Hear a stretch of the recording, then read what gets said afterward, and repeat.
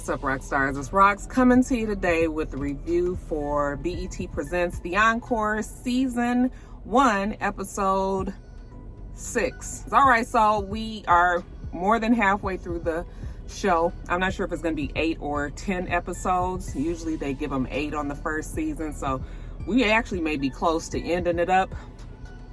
It's interesting. The show started off with a bang, and the show is still really good. But not for the reasons that I thought it was going to be. And it's just like, it's so much arguing and fighting. Let me tell you, them twins, honey, it's obvious that them twins have had to fight a lot of their lives and to get whatever respect they felt like they was missing. So, like I told y'all last week, anybody can get it. Anybody can get it. And it's just like, y'all ought to be tired. Child, I remember when I used to work in the office, because I'm still working from home, but when I used to work in the office, I would get home from work, and you know them days when you just, work was already long and stressful, then you get home and everybody get on your fucking nerves. Your kids get on your nerves, the dogs get on your nerves, Mister get on your nerves, you get on your nerves. You've been fussing and shit so long that after a point you just like, Roxanne, take your black ass to sleep. Okay, niggas, just start over tomorrow. You know, that's the twins is always in that mode. If it's not both of them, it's at least one of them. And it's just like, even though sometimes they are right, like, it's just, God, like Pam said, you got to learn how to pick your battles. And it's like, everything is not a fucking fight. I don't know. But anyway, you guys, before I get started, I just hit my head on the corner of my bathroom door. And I was home by myself, and I was just like, oh my God, I like knocked all my fucking marbles loose. I was right on the corner of the door. You know, the door was open and I hit it. So it wasn't like the door could move. I just hit it right here, right here. I know I'm gonna have a lump there. But I was just like, I was even lightheaded for a second. So I kind of have like a little bit of a headache while I'm doing this video. So it was like, nigga was just like, like, Roxanne, get it together. Anyway, you guys, yeah, the review. Let's get to it, shall we? Now, Keely is telling us the recipe for a failed girl group: jealousy, infighting, arguing about how many lines people have. Okay, this seems to be what the major problems are in the group, the blueprint. Evidently, last episode, Misha and Pam got into it. Why did I miss that? I don't remember seeing that at all. Like, it'd be so much going on, but evidently Pam walked out when there was some confrontation. I guess the one that they had with Aubry, and Misha was just mad at her because she never really speaks up. And Pam was like, I ain't got to get involved in y'all shit. Okay, I really hope that they do a reunion for this show, because I be needing to know what everybody else's opinions are, and more so than just what they do in the confessional. Like, we're gonna talk about it again later on, but I be needing to know if they be on the twin side, if they be on whoever the twins is arguing with, because that's usually where the point of dissension is, or what, because because you can't really get a good, clear picture all the time, but we'll talk about it later. But anyway, Pam and Misha, they make up, because damn it, we ain't got time. The cool ones really ain't got time to be fighting with each other. We got enough fighting to do with the damn twins. Plus, they having this listening party. I about died when Felicia said that Misha likes to argue, and she just always needs to get her point across that way. And I was just like, child, I tell you, the twins, honey, they don't look in the mirror. They obviously don't see what the rest of the world sees. Anyway, Aubry is sitting down with Pam, and they're just talking about who they think is going to come to the listening party. Aubry doesn't expect any of Danity Kane to come. The girls have had their times with each other, and it hasn't all been good. Pam says that, she's hoping that her members would come. She's not really sure if they're going to show up or not. And Aubry is like, I'm going to be so jealous if all the total comes, But Aubry says that she doesn't feel like this is their best product. This is not what they all would have been, are capable of. She's not really proud to even be having this listening party at the time, because at least she doesn't feel like they're ready. And besides that, she feels like she's been verbally attacked by the twins over and over and over again. And, now she's just gotten to the point where she's just gonna back off. But yeah, like we've all been saying, the cherished twins know what they want. It's a sound that they want, a look that they want, and basically is Cherish 2.0 with everybody else singing background. So while they're all just kind of hanging around, I guess waiting for the day, you know, the listening party, Sita calls them into the room and they all go sit down, and Sita tells them that today is the listening party. You know, they're gonna get constructive criticism from like people that they worked with in the past, and now went from bandmates to like now producers and things like that, people they've worked with. But it's here. Fallon is still upset that Aubry, you know, she feels like Aubry lied to her about oh boy, what's his name with the zebra satin suit? I can't think of him right now. Elijah.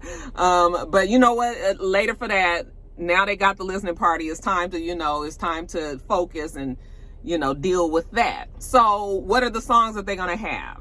All right. One of the songs is Leave Don't Go. Well, Cosign took the music, did not leave it with Felicia and Fallon, and they don't have it. That's one of the songs that they were planning on using for the listening party. So you know what? They're like, get him on the phone, like tell him he needs to send the music. So they call Cosign and, you know, was just like, can you get that to us like right away? We need that. Wasn't it strange that Cosign nor Elijah were there for the listening party? It's like, you guys are supposed to be the producers. Why weren't they there? You know, that didn't make sense to me, even though I know that Felicia and Fallon, their music is the ones that they're using for the most part, or really for the whole part. And you guys know what Leave Don't Go is. So let's party, party, I got you, it's on me. I had to sing a little bit, y'all. None of the songs are new anymore, so I ain't doing too much singing, especially with this fucking headache. It's fine though, because they actually prefer Felicia's version better.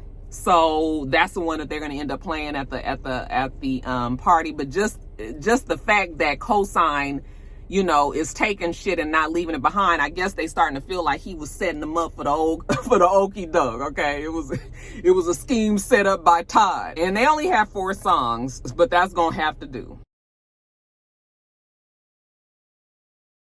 The listening party, we are here. The people are starting to get there. We see Kima from Total. She actually showed up. We see, what's her name? Jasmine from Black. We see Jazzy Faye. We see a producer named Stone. We see a producer named, you know, some well-known producers here in Atlanta. Well, probably all around, not just Atlanta. We get Mila from 702, who looked beautiful, by the way. Oh my God, her whole look. I was just like, you were so pretty. Her hair color, the white suit, it just was so nice on her skin. Anyway, y'all know I'm partial to pretty people.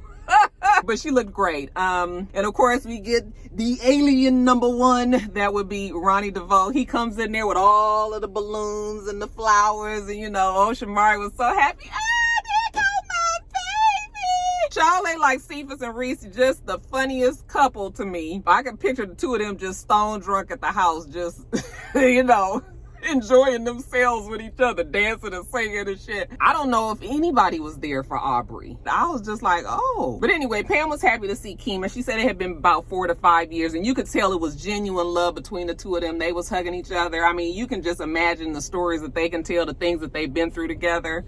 So it was nice to see that, you know, Kima was just so happy to see Pam. And she was just like, girl, I'm here for the friendship, okay? Total is something else. Like, I'm just here because I love you. You're my friend. And y'all know Rocky. I got a little verklempt.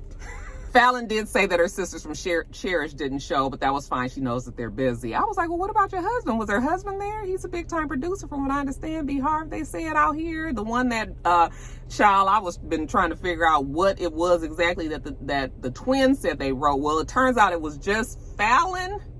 No, I think it's Felicia. Felicia King is married to that producer, B. Harv, who is on the credits. And she's on the credits depending on where you look. She finally does show up, but it's like 10 people that she co-produced the song. But that's okay. She still got, how do 10 people write a fucking song? Like, you donate 1 word to it and then that you get writer's credit? Like, that's a whole bunch of fucking people. That's a lot of ways to split a check. But I mean, when it's Justin Bieber, I'm sure that check is quite big. So I'm sure they do fine, but I was just like, that's a lot of fucking people. Y'all put me up on game. You know, my rock stars out there that's part of the whole music industry thing. And more specifically knows how ASCAP works. But anyway, we're going to get this party started, okay? And we start off with skeletons. And Aubry, the whole listening party basically was not feeling it. But you guys know Skeletons. You can lay your head on the other side of my pillow. I got room for skeletons in your closet. That shit sounds country to me. Can't you just picture like, and it has to be a male country singer. I could just picture one. I got the whole vision in my head, girl. Y'all can sell that damn song to a country singer. Go on and sell it to like Keith Urban. I got room for the skeletons in your closet. So they playing it and the girls are just kind of grooving to it. And you know, Jazzy Faye and Ronnie, they listening and shit. And then, and the other one, I can't remember what his name is, but they was like, wait, hold on, wait a minute. Okay. How this gonna be a listening party and y'all not performing? We want to see some movement. Y'all feel the music. Get up, give us a show. Because at first the girls was like, damn, they stopping us on the first song. We ain't even got the full first verse off and y'all already stopping us off. Okay, now we got to let's get in gear, y'all. Let's give them a little bit of a performance. And of course, the twins get up there in the front and Aubry's like, oh yeah, because they're both the Beyoncés of the group. Let them go up there and Beyonce then. Look at them shine how they want to be. Aubry just sitting back the whole time, you know, big eyes and some kind of weird, like, you know, her face is just so odd. And when she looks disgusted, it's even worse. So when the song is over, Ronnie is just like, I love that song. You know, me and my wife, we've been together so long that nobody can tell us anything about each other's skeletons. And she's like, that's my baby. That's my baby right there. I was like, ooh, I bet you when they drunk, they are funny as fuck. They're already funny sober. Can you imagine? I swear Real Housewives of Atlanta needs to, you know, reconsider bringing her back. Next song that we sing is God Only Knows, or Only God Knows, which is Pam's song, which actually, even though I kept telling you guys that it didn't feel like it fit, that actually feels like the only complete, and maybe it's because we are familiar with the song, but that really only feels like the complete song now. And it actually sounded very good as they, as they performed it. So I was just like, well, maybe that is a solid entrance on the. It still feels like it should be like the last song, though. It should be an outro. I can't imagine that being mixed up anywhere else. Then we do talking. Y'all, that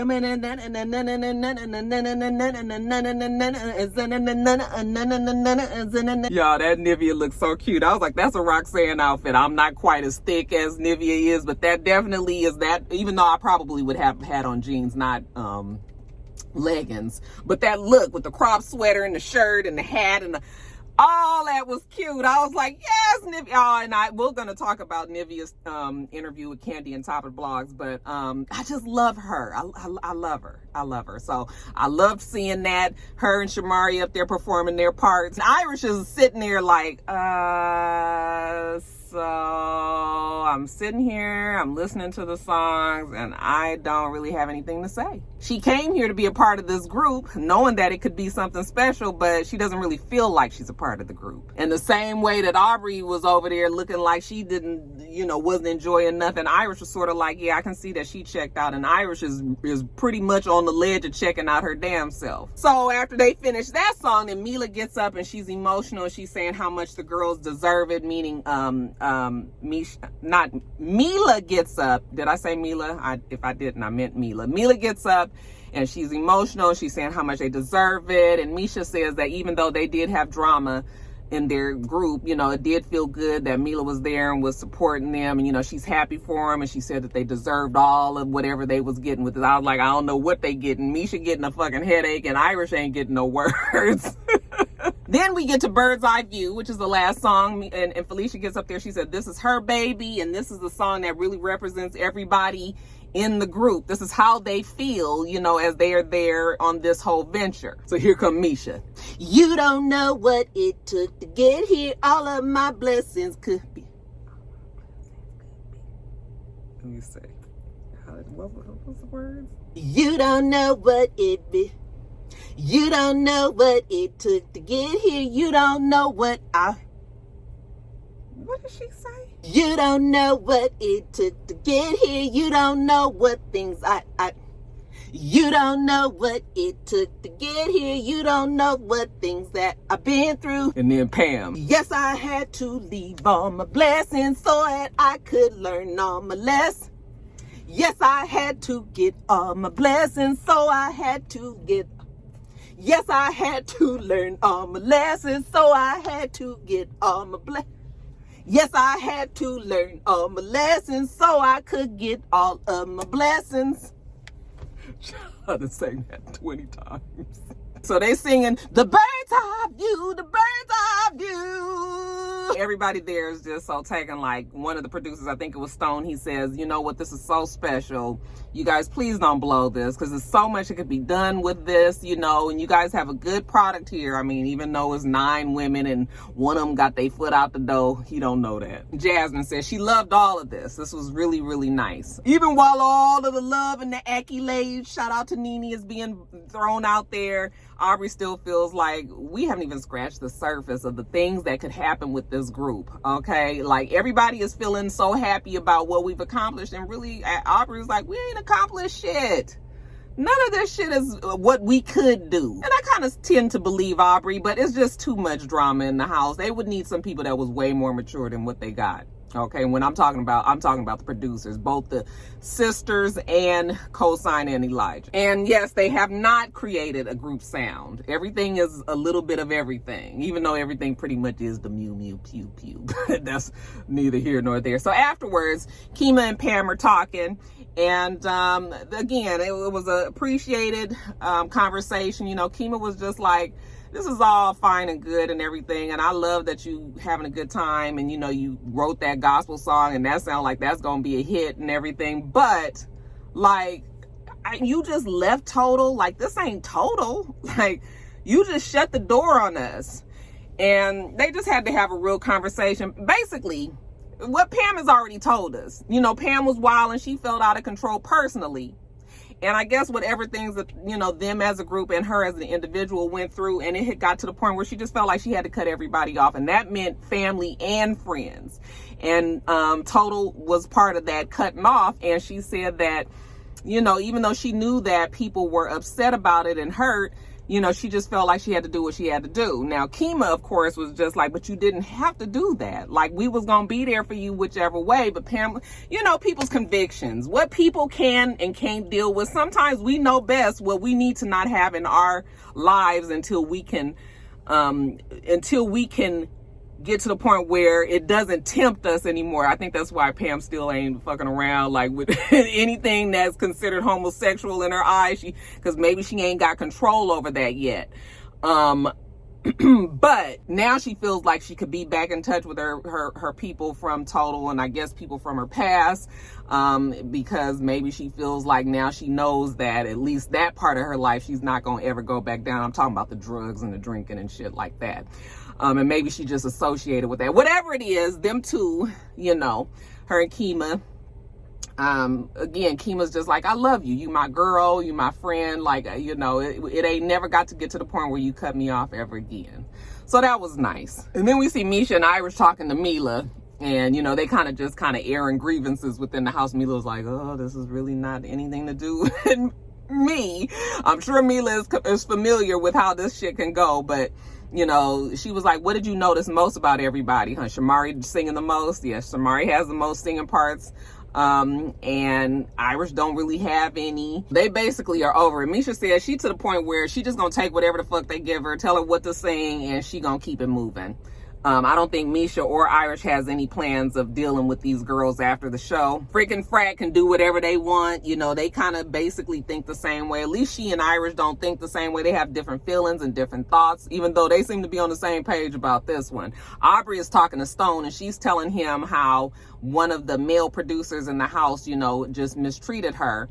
And he was like, really? And she was like, yeah. And I was like, oh, Aubry, now this might come back to bite you on the ass, girl. I mean, it didn't, but it could have. She said that being in this house has gotten to the point where it's not worth her feeling sick all the time. Okay, and not sure if she should be fighting back with the twins all the time or just sitting back and letting them just run all over her and tell her off and cuss her out all the time. So she's done. And again, you can tell that the way they edit this show, whether or not it's to help Aubry or to make her look worse or whatever, there's a lot of shit that they leave on the cutting room floor. So it's hard sometimes for us to even make a real good opinion about who is right and who is wrong, because some of it is choppy. But whatever, we get through the listening party fine. Later on that night, Misha's telling Keely how You know, Irish is upset. She only got like 4 lines. And even Shamari was like, I would be upset too if I didn't get that many songs, girl. Why you singing all of the music on all of the damn songs, okay? But Shamari is still trying to be, you know, a team player. But whatever, you guys. It gets to the point where Aubry is like, I'm out, basically. She ain't sticking around for this shit. And she put on her shoes and, honey, she get in the car and she leaves. She is done with the show. I said, girl, you almost made it to the end. I mean, like I just told you guys, it's only a couple of episodes left. She was just like, I am a grown-ass woman. Okay, my group, Danity Kane, made way more money than Cherish did. You will put some motherfucking respect on my name. And then she climbed in her Uber XL and got the fuck on.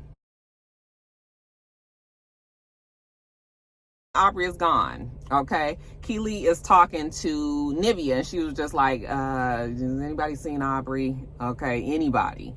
Nope. Nivea was like, why? Was she not, she's missing? And she was like, well, she's not in the room. She hasn't been in the room for like 4 days. Where's she been staying? She's staying in the throne room, whichever room that is. I think that's where where they talk to Sita.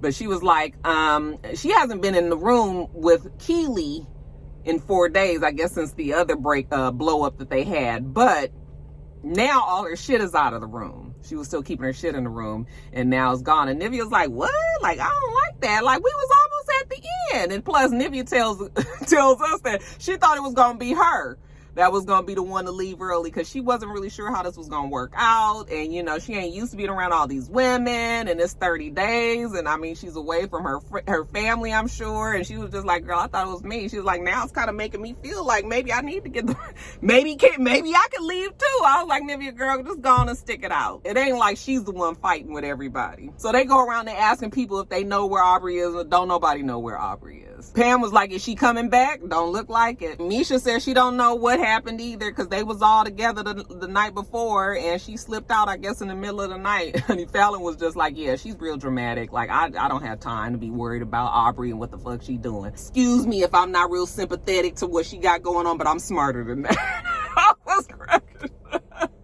Woo!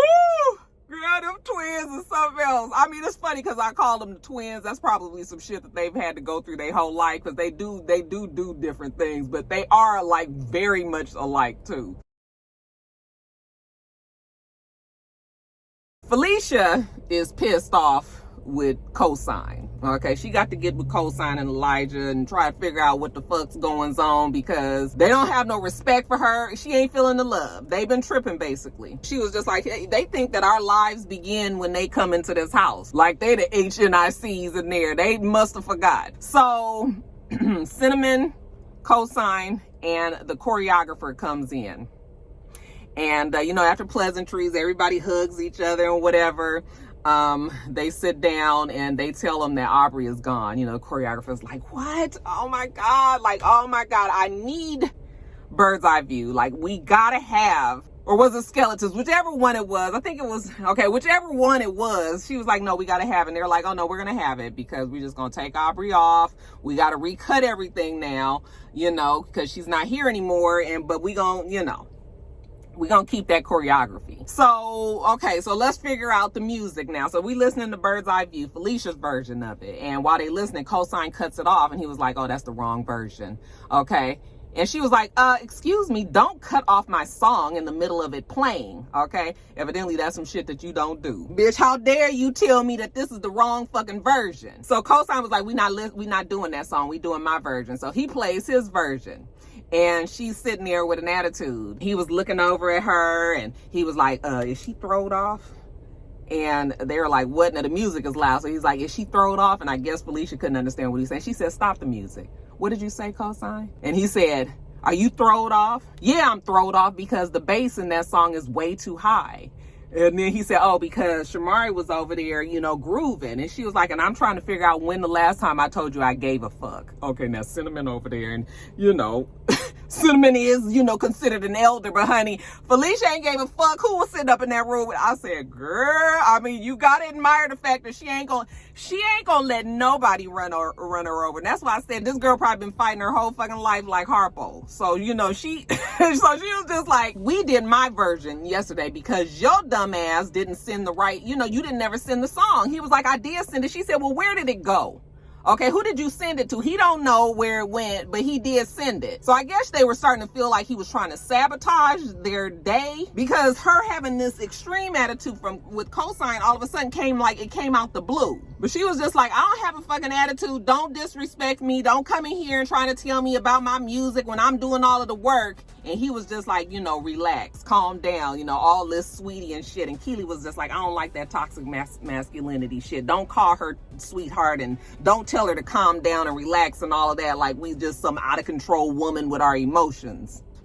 Even though that might be a little bit. So they fussing about, you know, when he leave, you know, he's the one that's the producer in the house, and when he leaves, you know, that's what it is. And she was like, no, when you leave, I still have work to fucking do here. We don't stop when you leave. That's the problem right here. You thinking you running something in this damn house. He said, well, I'm the producer in this house. And she said, no, I'm the producer in the house. And then here come Keely, you know, the creative director. No, she is the producer in the house. He was like, you better go check that Wikipedia page, sweetie, you know. And she was like, Shorty. And she was like, don't call me Shorty. You know, they don't care about what the fuck cosign. And I guess what Carlos then told cosign that he is. As far as they concerned, they running it. And Felicia was like, and he can have all the big dick energy he want. I got it too. Damn it, he ain't coming in here and being disrespectful to her. Where's the damn finished track then, since you the producer on the song? He said he not done with it yet. And see, when Shamari says, yeah, cosign still do have some work to do, that's why I was like, I hope they have a reunion, because we need to get an idea on what the other women think. They just sitting there watching cosign and Felicia argue, not really trying to back up either side. So I can't really tell, because from what I could tell, cosign was, I'm not sure if he was being disrespectful or if he was trying, because they were getting turned off, I think, by his nonchalant attitude. And I think that, I'm not sure if he was trying to not get into no fight with these women on this show, or was he dismissing them? I wasn't able to discern the two. So that's why we need this reunion. It's a lot of clarification that needs to be done. Because, honey, as far as Felicia was concerned, he was a chauvinistic bastard. And yes, it is condescending to call somebody sweetie and honey and relax and calm down. It is condescending. So I can see where it would be, but I'm gonna need that reunion. But yeah, child, I'll be tired after I watch that show, y'all, to see all my notes. I have so many fucking notes just trying to keep up with the shit that them twins can say and do. It's a lot. All right, rock stars, that's it. Let me know how many episodes are in the season. Is it just 8? Y'all let me know, okay? Make sure that you rate, comment, and subscribe to the channel. I'm itsrox. The channel is itsrox, and everything else I do will be in the bottom bar. All right. So I hope that you have a wonderful, wonderful rest of your day, and I plan on doing the same. Until next time, rock stars. Bye.